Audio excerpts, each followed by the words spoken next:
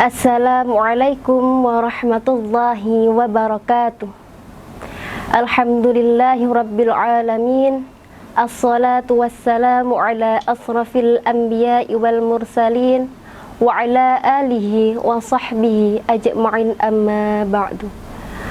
Pertama-tama, marilah kita panjatkan puji syukur kehadirat Allah Subhanahu wa ta'ala yang telah memberikan nikmat Ramadan kepada kita semua.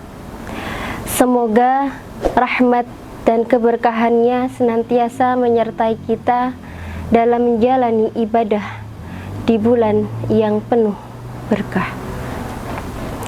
Salawat serta salam kita haturkan kepada junjungan kita Nabi Agung Muhammad Sallallahu Alaihi Wasallam yang kita nantikan syafaatnya di yaumul qiyamah. Amin Allahumma amin.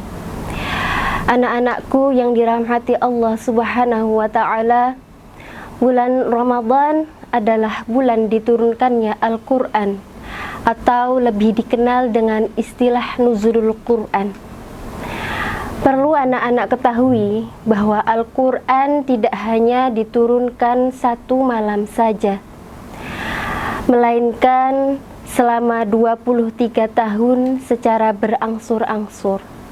Lalu, bagaimana kisah diturunkannya Al-Quran pertama kali? Di sebuah puncak gunung bernama Jabal Nur, terdapat goa kecil bernama Gua Hira. Pada tepat 17 Ramadan, ada seorang laki-laki tampan yang bersemayam di goa tersebut. Siapakah laki-laki itu? Dia adalah Muhammad, seorang yang memiliki gelar Al-Amin, yaitu dapat dipercaya. Nah, pada saat itu Muhammad belum menjadi seorang nabi. Lalu, kenapa beliau seringkali menginap di goa itu? Nah, ini permasalahannya. Pada saat itu, Muhammad hatinya sangat cemas dan sedih melihat keadaan orang-orang suka membunuh orang-orang yang tidak disukainya. Bahkan ketika ada seorang yang melahirkan bayi perempuan, bayi itu mereka bunuh. Ini adalah zaman kebodohan orang-orang Quraisy. Na'udzubillah. Tidak hanya itu, ketika mereka selesai berperang, mereka langsung menuju Ka'bah. Namun mereka tidak melakukan tawaf ataupun umroh, melainkan mereka menyembah patung-patung yang ada di sekitar Ka'bah. Patung yang ia buat sendiri dari kayu, dari batu, mereka ia sembah. Ini adalah zaman jahiliyah. Orang-orang tidak menggunakan hati dan pikiran, akan tetapi mereka lebih mengedepankan nafsu belaka.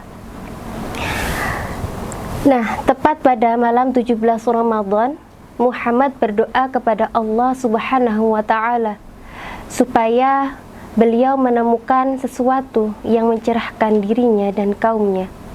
Namun, tanpa ia sangka, beliau dikejutkan dengan seorang tamu yang turun dari langit. Dia adalah Jibril. Nabi Muhammad pun ketakutan karena kedatangannya pun secara tiba-tiba. Namun, Jibril mendekat ke Nabi Muhammad. Lalu Jibril berkata, "Iqra." Lalu Muhammad berkata, "Aku tidak bisa membaca dan menulis." Namun, Jibril tetap saja mendekat dan memeluk Muhammad. "Ya Muhammad, Iqra." Nabi Muhammad yang saat itu sedang ketakutan, beliau berkata, "Aku tidak bisa membaca dan menulis." Jibril pun mendekat dan memeluk Muhammad hingga sesak. Tetap saja beliau berkata, "Aku tidak bisa membaca dan menulis." Lalu Jibril membimbing Muhammad untuk melafalkan surah Al-Alaq ayat 1-5. A'udzu billahi minasyaitonir rajim. Bismillahirrahmanirrahim. Iqra bismi rabbikal ladzi khalaq. Bacalah dengan menyebut nama Tuhanmu yang menciptakan. Khalaqal insana min 'alaq. Dia telah menciptakan manusia dari segumpal darah. Iqra wa rabbukal akram. Bacalah dan Tuhanmu lah yang maha pemurah. Allazi 'allama bil qalam. Yang mengajar manusia dengan perantaraan kalam. 'Allamal insana ma lam ya'lam. Dia mengajar kepada manusia apa yang tidak diketahuinya. Setelah Nabi Muhammad menerima wahyu dari Allah Subhanahu wa Ta'ala melalui malaikat Jibril, Muhammad langsung turun dari goa, pulang lalu menghampiri istrinya. Lalu Muhammad memohon pada istrinya untuk menyelimutinya pada saat itu yang sedang ketakutan. Khadijah pun menyelimuti Muhammad dan mendengarkan beliau. Setelah beliau tenang, Muhammad bercerita kepada Khadijah. Khadijah pun percaya bahwa beliau adalah Rasulullah, Nabi akhir zaman.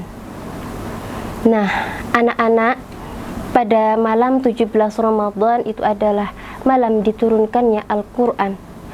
Dan Al-Quran kelak akan menemani kita di alam kubur, di padang mahsyar, dan di akhirat menjadi kawan pembela. Bahkan ada hadis yang mengatakan bahwa barang siapa membaca satu hurufnya daripada Al-Quran, maka ia akan mendapatkan satu kebaikan. Walikulli harfin hasanah. Bayangkan saja kalau kita membaca satu ayat saja, maka kita akan mendapatkan banyak sekali kebaikan.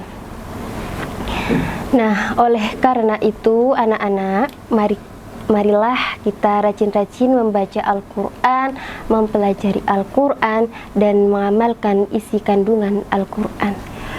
Cukup sekian dari Bu Ayu. Mohon maaf bila ada salah kata. Wabillahi taufiq wal hidayah. Wassalamualaikum warahmatullahi wabarakatuh.